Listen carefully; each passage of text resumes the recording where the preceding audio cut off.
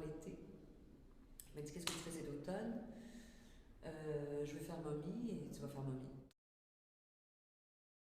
Xavier, c'est quelqu'un qui est très très fort. Quand il écrit des dialogues, c'est assez précis. Ça en dit beaucoup sur la couleur des personnages aussi, le rythme, les silences, ses didascalies aussi. Tout ça, ça nous aide à construire le personnage aussi. Puis moi, je dis souvent, je travaille toujours de la même façon. Je peux lire un scénario 50 fois. Je peux laisser passer des semaines sans lire, et puis j'y reviens, puis j'annote, puis je pose des questions.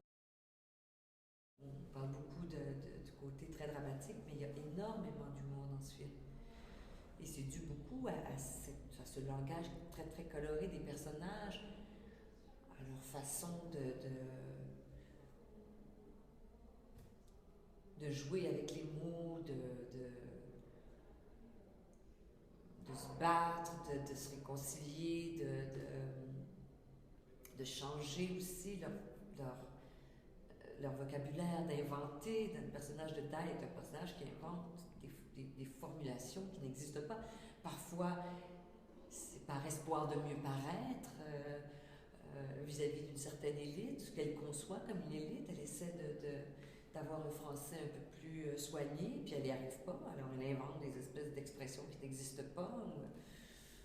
Et puis d'autres fois, c'est vraiment pour s'amuser.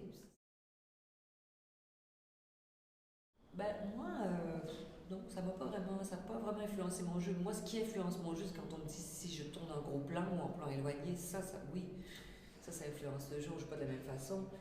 Mais le cadre, c'est la mise en scène de Xavier, ça aurait pu être autre chose qu'un cadre carré, qu'un 1 pour 1. Puis si les personnages avaient été plus statiques, ça aurait été ça aussi. C'est pas.